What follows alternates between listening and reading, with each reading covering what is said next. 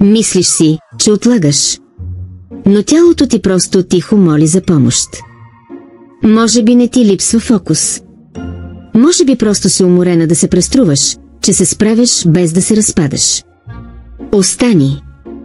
Водата ще ти разкаже защо твоето мързелуване има име и причина.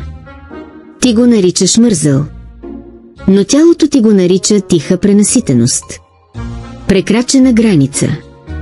Помощ, която никой не е чул, дори ти самата. Не спираш, защото искаш. Спираш, защото батерията ти е паднала. А хората все още очакват от теб сигнал, връзка, реакция. Мозъкът ти не блокира, защото си хаотична. Блокира, защото е прекарал последните дни в опити да бъде продуктивен. Гладен, свина. С 1000 отворени таба и нито една истинска почивка. Но, разбира се, никой не вижда това. Всички виждат само видеото, което не си публикувала. Тренировката, която си пропуснала. Задачата, която си оставила за после. И тогава се обвиняваш.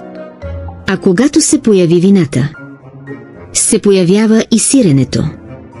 Защото точно в този момент, в който спираш да се опитваш да угодиш на всички, се появява скритата лъжица. Бързата хапка.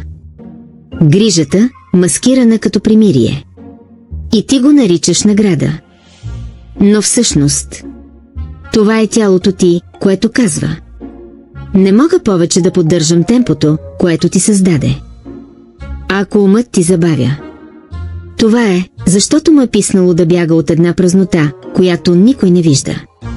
И ето къде идва храната. Не като зависимост, а като единствения позволен момент на пауза. Но дали храненето не се е превърнало в единствения ти начин да съществуваш? Прекарваш деня си в опити да бъдеш продуктивна, полезна, ефикасна, достатъчна. Но когато дойде нощта, само сиренето разбира умората, която никой не видя. Все едно ти казва: ела, знам, че те е боляло. И ти отиваш, защото никой друг не ти предлага прегръдка. Само изисквания. Храната се превръща в пауза. Въздишка. Единственият момент, в който можеш да се изключиш. Дори и само за 5 минути. С лъжица в ръка. Но това не е глезене. Това е бягство. Защото вече не можеш да си позволиш да си починеш без извинение. А храненето се превърна в най-приемливото извинение. Най-бързото. Най-сладкото. Не сядаш на дивана без вина, но отваряш хладилника. Като човек, който търси изкупление. Може би бурканче облегчение, скрито зад зеленчуците. И когато го намериш, се чувстваш жива. За секунди. Докато вината отново не почука на вратата. Защото, разбира се, почивката има стойност само ако е в таблица. С постигнати цели. С валидирана продуктивност. Научи, че заслужаваш да спреш. Само ако преди това си кървила. И така кървиш. Мълчаливо. А после се наказваш, защото пак си яла. Но кажи ми, наистина ли яде от лакомия? Или това беше единственият жест на грижа, който ти остана след ден, който само те е разкъсвал?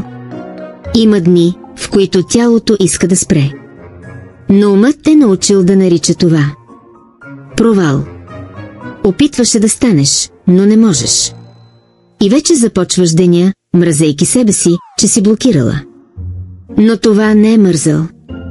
Това е емоционално изтощение, което никой не е признал. Това е натрупана болка под формата на блокаж. Отлагането не е дефект на характера. То е система, която се опитва да се защити от среда, която не прегръща. То е мозъкът, който дърпа ръчната спирачка. Защото ти не си чула сигналите на тялото.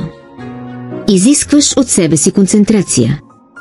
Но спиш зле, ядеш вина. И се сравняваш непрекъснато. И въпреки това, искаш още от себе си. Все едно си машина. Не е, че нямаш сила. Просто вече нямаш пространство да бъдеш човек.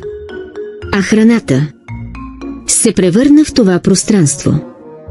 В онзи таен ъгъл, в който можеш да сгрешиш без вик. Да съществуваш без оценка. Да дишаш без план. Но веднага след това идва вината. Защото си научила, че пауза без причина е мързъл. Че емоционалният глад е просто извинение. И че ако не боли, не се брои. Но знаеш ли какво? Заслужаваш почивка. Без да подслаждаш със сирене. Без да се криеш зад лъжица. Род си го разбра късно. След много празни буркани.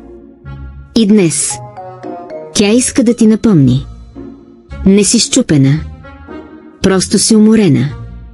И ако това видео те накара да се почувстваш по-малко сама, абонирай се за канала. Защото може би всичко, от което имаш нужда точно сега, е да си напомняш всеки ден, че не си робот. Ти си изтощена жена, която все още заслужава нежност.